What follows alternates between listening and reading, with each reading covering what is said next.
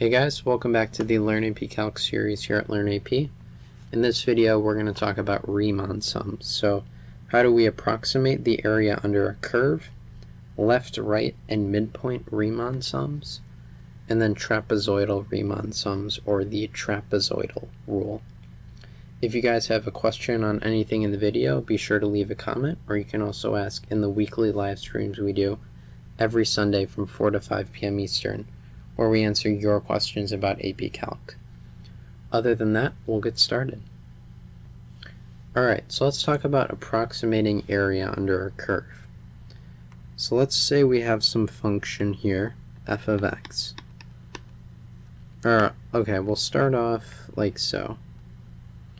And this is y equals 3x. Well, if we want to find the area under the curve, so basically this area right here, I can do the Pythagorean theorem and sort of find,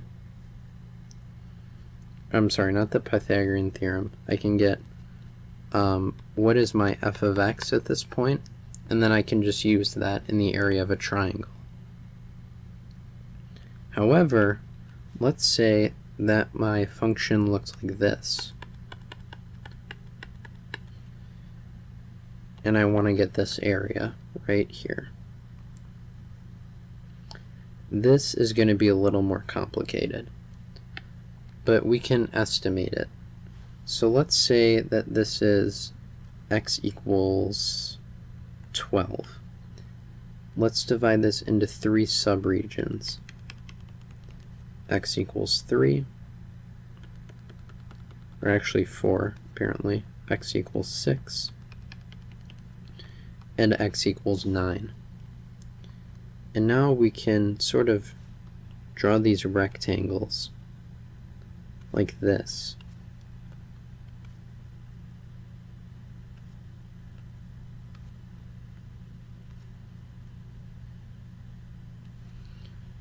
And this is going to approximate the area under the curve. I could also have used the left values. Here I chose the right, but what that would look like is so. So here this is just going to be 0. This will look like this. And I'm using my left-hand values. And okay. So here we're approximating our area under the curve by dividing into sort of different sub-levels and drawing a rectangle up to the function. It's not perfect, but it's a way to approximate. Okay, so the way we approximated this function earlier was through drawing boxes, and that's actually called a Riemann sum.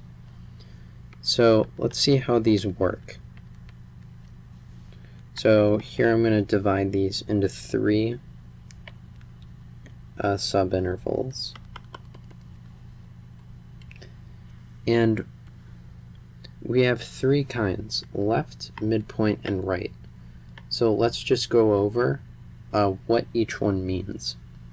So the left Riemann sum means draw a box. I'll actually write this like, I'll draw it like this to make it a little more clear. Okay. So draw a box for the leftmost value. So like this. Let me get a different color. So this is a left Riemann sum. We're drawing our boxes based on the value of the left-hand point. So here, we're picking the value of the left-hand point up to where it hits the function. So this is our left Riemann sum. Now, we can also do a right Riemann sum, as you might have guessed. This is where we're basically just drawing to the right.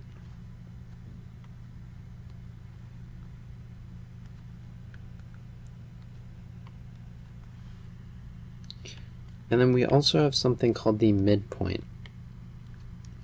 And this is an interesting way of doing it. What we're going to do is we're going to pick the midpoint between these, which here is 2. This is 6. And this one is 10. And we're going to draw boxes from the midpoint.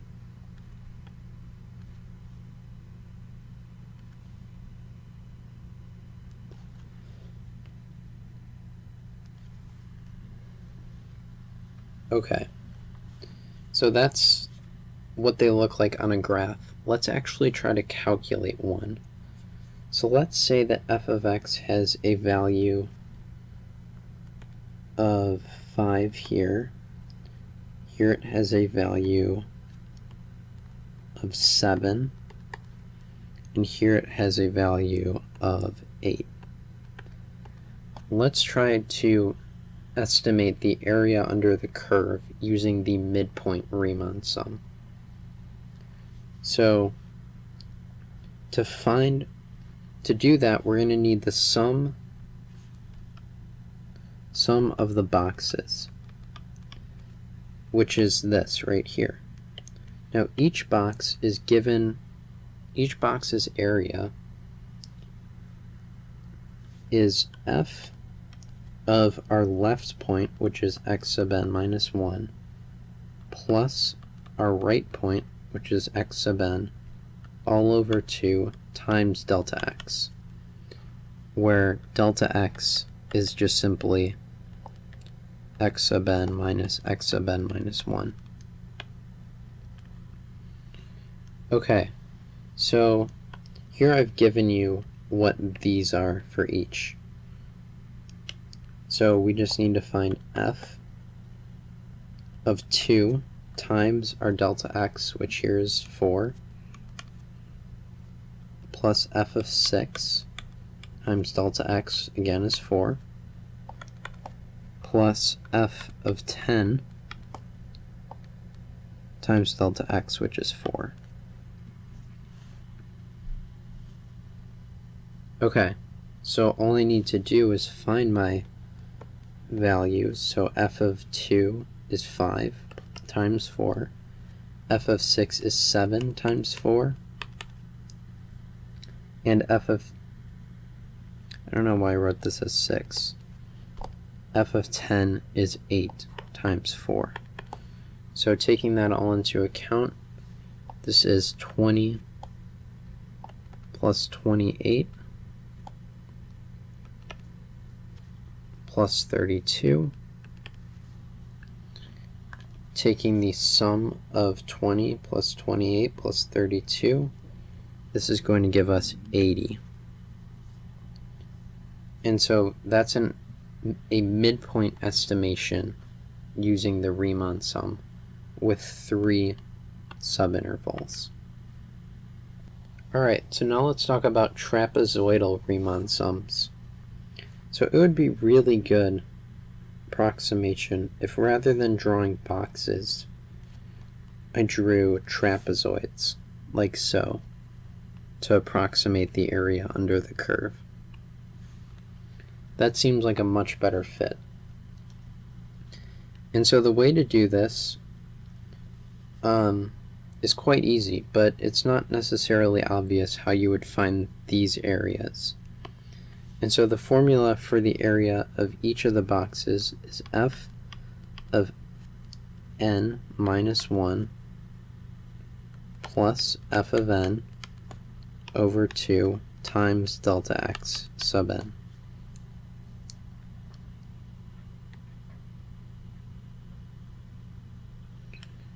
So what that means is let's find the value of the function at x equals 0. So f of 0, so we're finding the area of this trapezoid. F of 0 plus f of 4 all over 2 times delta x, which here is 4, f of 0 is 0, f of 4 is 10, 10 over 2 is 5, 20. And then I need to do that for all three of these to get this total area. So f of 4 plus f of 8 over 2 times 4 equals, if we think about it, f of 4 is 10 plus f of 8 is 5. So that's 15 over 2, 7.5, times 4 is 30. So that's the area of this box. The area of my last box is f of 8 plus f of 12 over 2 times 4. Again, delta x is staying as 4. So f of 8 again is 5. F of 12 is also 5, so 10 over 2 is 5 times 4 equals 20. I need to add all three of these up. 20 plus 20, 40 plus 30. So my total area is 70. So that's how you find a trapezoidal Riemann sum. Now just a quick note, you might see on the AP tests, actually you're almost guaranteed to see something like this, is you'll see a table, let's say like this.